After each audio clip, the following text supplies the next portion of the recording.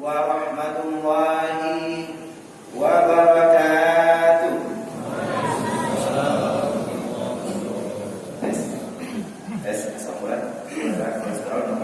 Terdengar ke belakang? Ibu-ibu terdengar suara ibu? Coba kita tes. Ibu-ibu setuju poligami, Bu? Kita tes ke depan. Bapak-bapak setuju poligami, Pak? Beda. Berarti mic-nya mungkin mesti dicek lagi. Beda suaranya ke belakang dan ke depan. Cek lagi ya, begitu ya.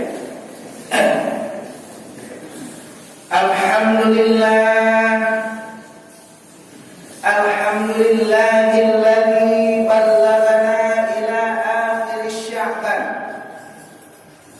Wassalatu wassalamu ala sayyidina Muhammadin.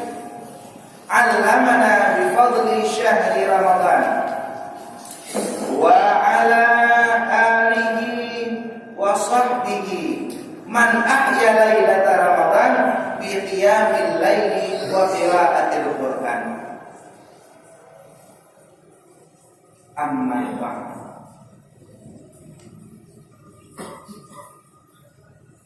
Untayan puji dan syukur akan selalu dan senantiasa kita panjatkan kehadirat Allah Subhanahu wa ta'ala, yang mana Allah telah membawa langkah kita menuju detik-detik bulan yang mulia, yaitu bulan Ramadan. Bagi sebagian kalangan muda, Ramadan identik dengan pacaran. Loh, kenapa Ustaz? Karena hanya di bulan Ramadan dikenal istilah asrama subuh, ya.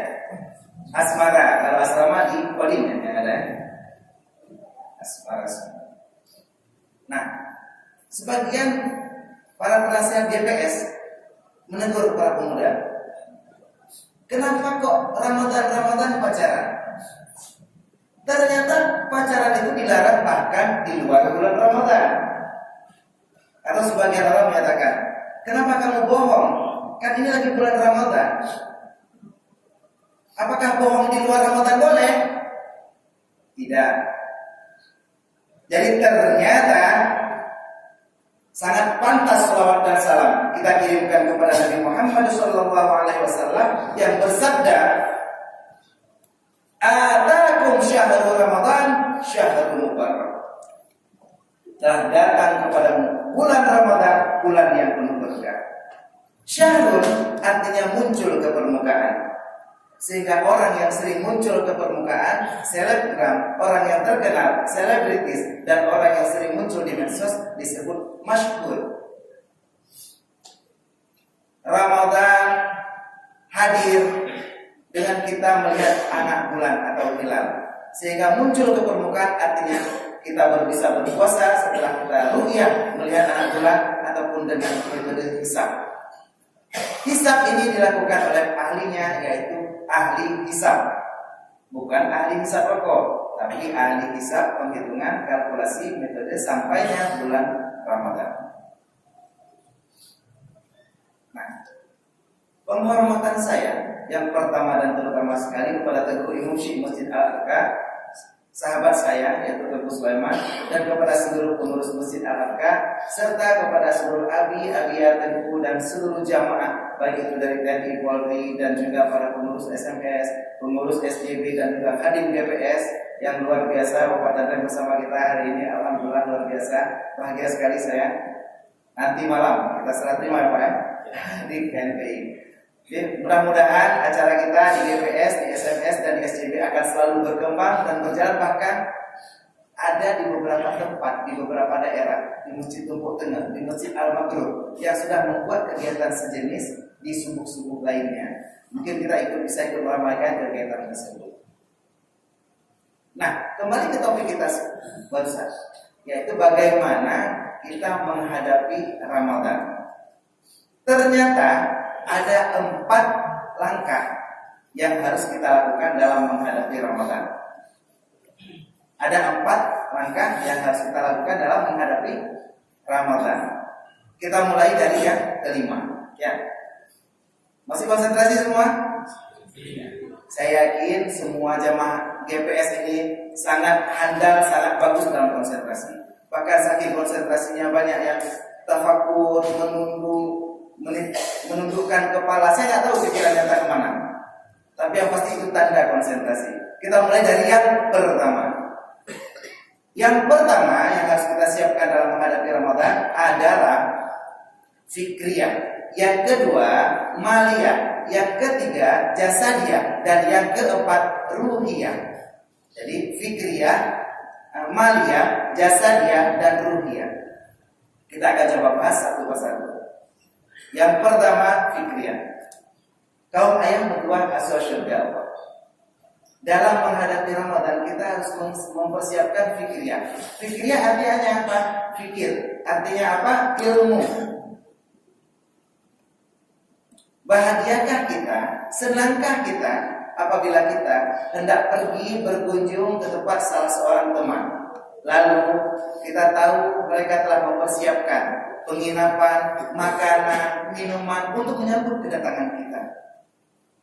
Ramadan sebagai tamu yang agung datang kepada kita dengan membawa berbagai benefit, dengan membawa berbagai manfaat. 10 hari pertama Ramadan membawa kepada kita ampunan dan juga rahmat dari Allah. Rahmat dari Allah kita nikmati selama 10 hari pertama Ramadan bertemu di depan kita. Di 10 hari yang kedua, maghfirah yang Allah berikan kepada kita dibumikan oleh Ramadan selama dia bertemu di depan kita. Dan di 10 hari yang ketiga kita akan mendapatkan tiket emas kemenangan lepas dari api neraka. Luar biasa manfaat yang diberikan oleh tamu Ramadan. Tugas kita apa? Rasulullah bersabda, "Man fariha bi dukhuli Ramadan, haramallahu jasadahu 'alal niran." Barang siapa yang bahagia dengan datangnya bulan Ramadan, maka Allah akan mengharamkan seluruh tubuhnya hana mesiun boleh yang terkait dengan api neraka. Subhanallah. Untuk bisa memperoleh fadilah ini, kita tidak hanya menambahkan ataupun menuliskan di spanduk-spanduk marhaban ya Ramadan, coploslah caleg nomor sekian. Tidak mesti di spanduk saja. Karena kalau marhaban ya Ramadan tinggal di spanduk, takutnya yang masuk surga spanduknya. Bagaimana agar marhaban ya Ramadan bisa kita laksanakan? Kita harus punya ilmunya. Ilmunya apa? Ilmu tastafi. Artinya ilmu tasawufnya Ramadan. Bagaimana kita bisa menjaga lidah, bisa menjaga hati kita dalam menghadapi Ramadan. Kita punya ilmu tauhidnya Ramadan. Bagaimana kita bisa melaksanakan ibadah hanya kepada Allah, dengan mensucikan Allah, dengan mentauhidkan Allah, mengesahkan Allah. Kita beribadah hanya kepada Allah. Dan yang terakhir, kita harus punya ilmu fikihnya Ramadan, fiqh siyam. Kita tahu hal-hal yang membatalkan puasa sehingga mungkin kita tidak akan terjerumus dan terlena sehingga melakukan hal tersebut. Nah, ternyata tahu nggak? Diam ternyata juga membatalkan puasa.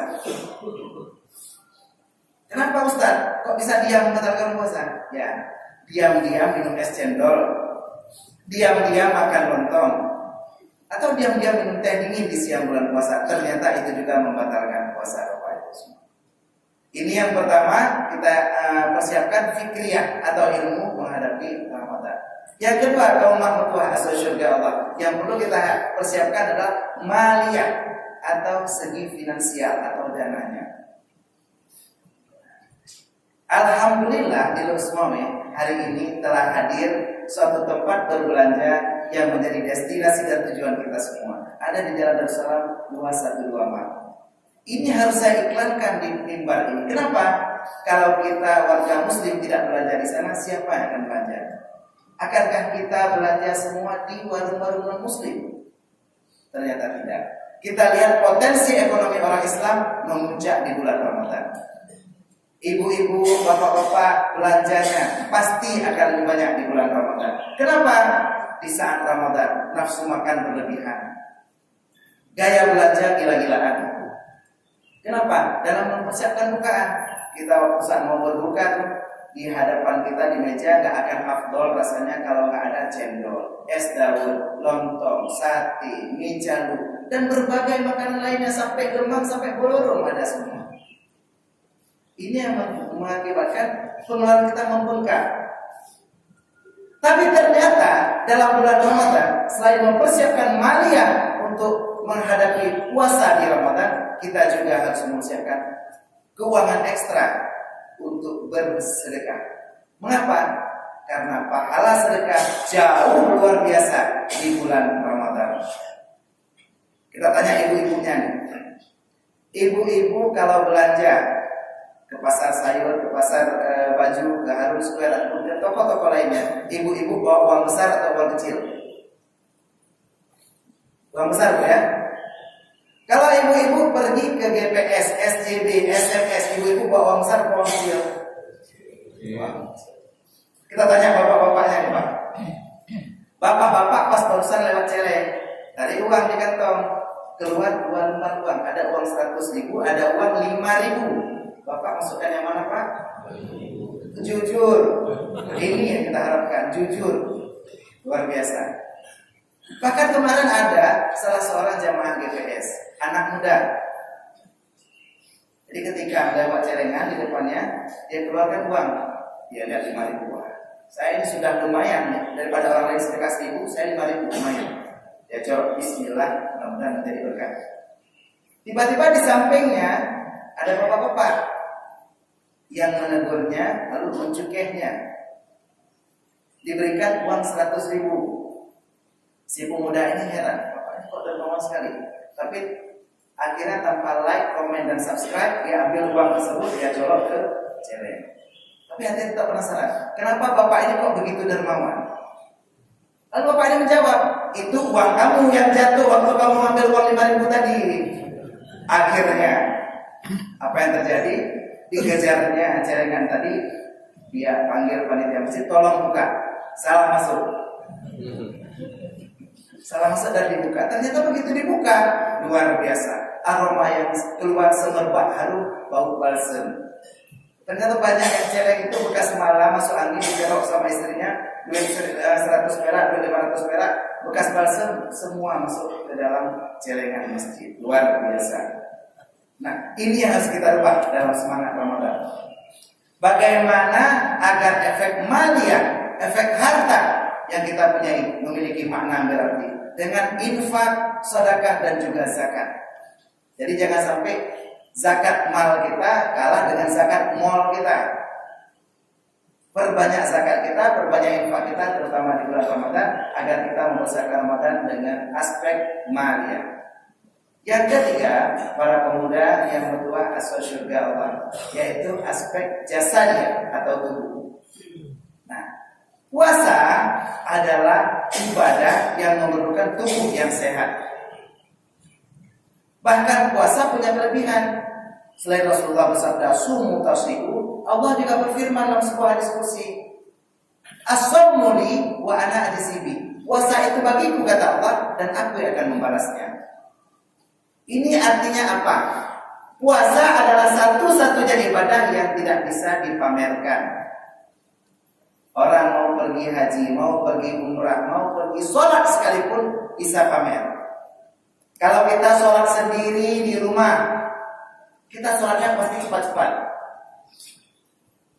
Ambil ayat, pilih ayat pasti yang minimalis. Minimal qul huwallahu ahad. Itu pun ayat disesuaikan dengan kondisi di sekitar kita. Pas lagi sholat, kita baru makan, tapi belum selesai. Karena sampai waktu sholat kita makan. Kita sholat, lalu makanan masih ada di depan. Lagi kita sholat rakaat pertama, datang kucing. Kita baca surat Qul Huwallahu Ahad.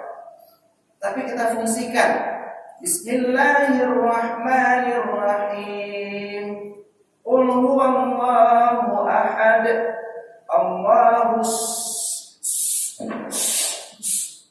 sambilan ngusir kucing karena sholat sendiri. Allahus, sama pergi kucing.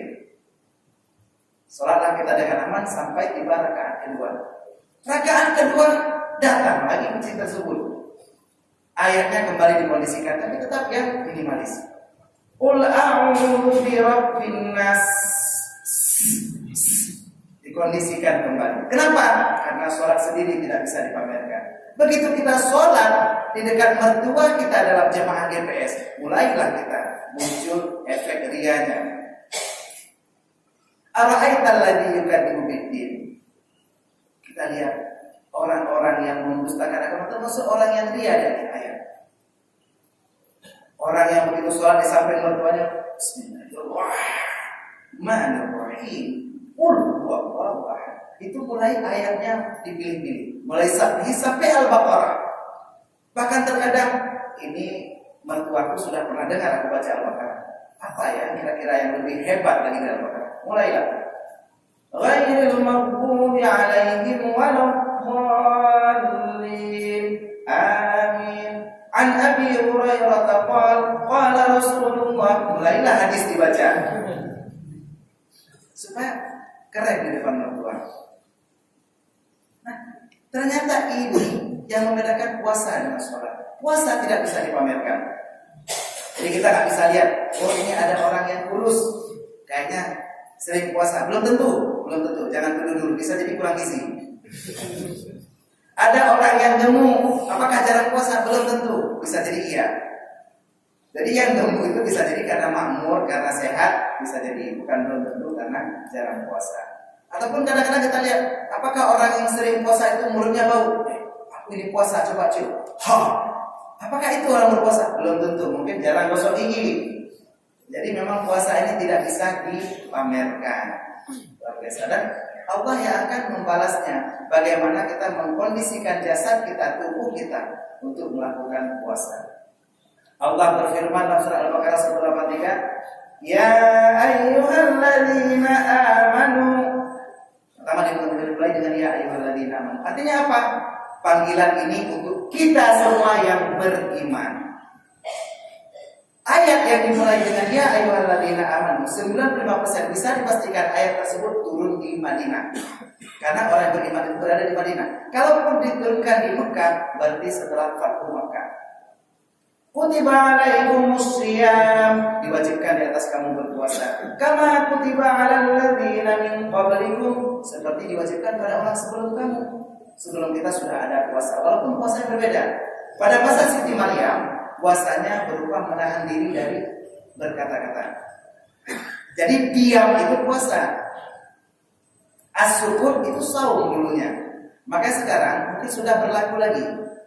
Kalau kita lihat sekarang ada sesuatu yang kira-kira tidak berefek positif atau bahkan membawa efek negatif ke kita, sebaiknya diam saja.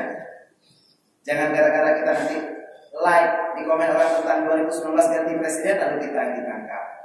Sebaiknya diam. Man kana yu'minu billahi wal yawmil akhir falyaqul khairan aw liyasmut. Hendaknya kita hanya berkata-kata yang benar ataupun diam. Jadi diam itu emas. Makanya bapak-bapak kalau ada istrinya yang minta belikan emas, diamkan aja Pak. Karena diam itu emas.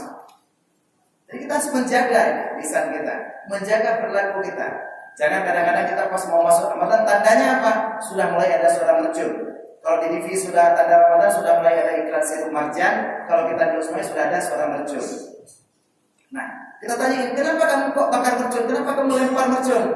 Saya ingin mengajak orang berzikir, Ustaz. Belum, kok bisa gitu?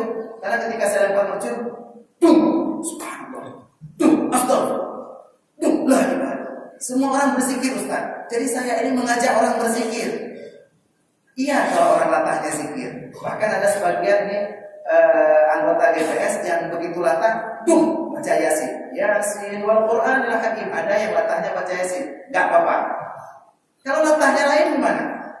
Jaga perilaku kita, jaga lidah kita, jaga jasad kita dalam menghadapi bulan puasa. Karena kenapa?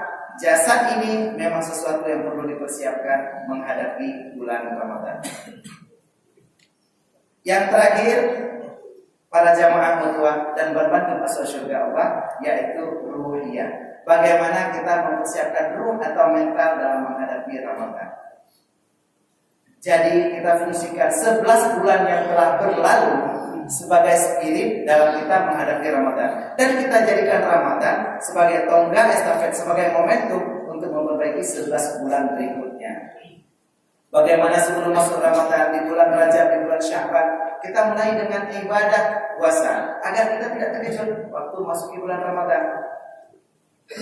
Jadi terkadang ibadah ini memang harus dibiasakan. Karena ibadah itu mempunyai pola yang tidak mengenakan bagi pikiran kita. Puasanya besok, malam ini kita sudah berpikiran, aduh, kalau aku puasa besok jam 2 aku sudah mulai lapar, jam 3 itu sudah mulai ngantuk, jam 4 itu harus sudah cari bukaan. Jadi kita puasanya besok, capeknya malam ini. Kenapa? Karena itu ibadah. Tapi kalau sesuatu yang menyenangkan, nah ini 2 minggu lagi kita akan touring GPS. Kita sudah bayangkan enak sekali di touringnya. Bahkan ada yang perginya nggak naik motor tapi naik mobil. Aduh, ini naik mobil nanti ada ikhwan, ada akhwat yang pasti nyaman sekali naik mobil sama-sama. Nanti kalau saya duduk sampai si Anu, lalu mobilnya belok ke kanan, saya pasti jatuhnya ke kiri. Kalau mobilnya belok ke kiri, saya pasti jatuhnya ke kanan. Jadi 2 minggu lagi acara kita sudah bayangkan enaknya. Inilah dia persiapan mental kita. Bagaimana kita menghadapi bulan puasa dalam keadaan kondisi mental yang sudah bersih. Caranya bagaimana? Istighfar. Mulai malam-malam kita istighfar. Astaghfirullah Rabbal baraya, astaghfirullah minal khataya. Kita istighfar malam-malam. Sang istri melihat si suami di atas sajadah malam-malam sambil beristighfar menangis. Kenapa bang? Kok nangis? Ingat mantan deh. Supaya sang abang gagal move on. Ingat mantan karena banyak dosa dengan mantan dan dia beristighfar. Jadi kalau istighfar dilakukan termasuk kita minta maaf dengan orang yang lain, kita musyafah, kita bersalam-salaman menghadapi Ramadan. Barang siapa di sesama muslim bermusyafah, bersalaman, maka dosanya akan mengalir dari sela-sela jarinya. Kita lakukan salaman, tapi bagi yang memang pernah mengucapkan sesuatu yang tidak senonoh, yang kotor, yang menyinggung hati, riba, fitnah, hasud, iri hati, dengki, silakan minta maaf langsung sama yang kita fitnah. Karena ini tidak gugur dengan bermusyafahah. Jadi kita minta maaf terutama pada siapa? Dalam bulan Ramadan jangan lupakan minta maaf pada orang tua kita, minta maaf pada suami kita. Karena ibadah Ramadan tidak akan diterima oleh Allah. Mu'allaqun bainas sama'i wal ardh, sampai kita dapat keampunan dari orang tua kita dan suami kita. Kita bayangkan orang tua kita yang mendidik kita, bahkan hamil selama 9 bulan namanya. 9 bulan artinya apa? 9 bulan kali 30 hari kali 24 jam kali 60 menit. Beliau mengandung kita. Setelah itu beliau melahirkan kita. Wahnan ala wahni, kesusahan, sang karamati. Setelah itu belum berakhir. Wa fisaluhu fi amain. Beliau menyusui kita selama 2 tahun. Akhirnya apa? Orang tua kita, ibu kita tidak bisa berpuasa Ramadan selama 3 tahun. Tahun pertama beliau hamil kita, Ramadan tahun kedua dan ketiga beliau menyusui kita. Ini yang kita tinggalkan. Saat ini tugas kita minta maaf pada orang tua kita. Bagi yang punya orang tua masih hidup, silakan pulang ini minta maaf pada orang tua. Kalau yang bagi kaum ibu minta maaf pada suami. Kenapa? Terlalu banyak dosa pada suami. Ya bu, kita lihat ibu-ibu, mohon maaf ya sebagian yang saya kenal, pas mau kondangan, pas mau pergi arisan, pas mau keluar ke pesta perkawinan itu dandannya sampai 3 jam. Ketika tanya kenapa bu? Ini untuk membahagiakan suami. Salah bu, itu untuk membahagiakan suami orang lain. Ibu pakai pakaian bagus, pakai jilbab putar ke kanan kayak hijab itu, sampai pakai terowongan lagi di atas, bisa simpan kalau pergi kenduri itu bisa kue-kue bisa masuk ke dalam jilbab karena saking tingginya jilbab. Nah, tapi ini cuma berlaku di saat pergi arisan, pergi kondangan ataupun pergi pesta. Kita pakai parfum Bulgari, Pierre Cardin, Lacoste, Mirabella, Casablanca dan segala di luar. Begitu pulang ke rumah, mulailah kita parfumnya ganti, balsam, remason, Fisico, minyak bubur, bajunya ganti menjadi daster kesayangan itu sudah seminggu, gantung pakai. Jadi daster kesayangan, satu daster sudah punya 5 pelini. Nah, Ini yang kita suguhkan selalu kepada suami. Maka wajar sekali menghadapi bulan Ramadan, minta maaf pada suami, minta maaf kepada orang tua. Persiapkan mental dan ruhiyah kita agar Ramadan kita menjadi lebih sempurna. Inilah saja yang dapat saya sampaikan di 20 menit pembicaraan kita. Mudah-mudahan kita dapat melaksanakan Ramadan dengan 4 persiapan, yaitu yang pertama fikriyah, yang kedua maliyah, yang ketiga jasadiyah, dan yang keempat ruhiyah. Terima kasih atas segala perhatian, mohon maaf atas segala kekurangan. Usikum wa nafsi bitaqwallah, wallahul muwaffiq ila aqwamit thoriq. Assalamualaikum warahmatullahi wabarakatuh.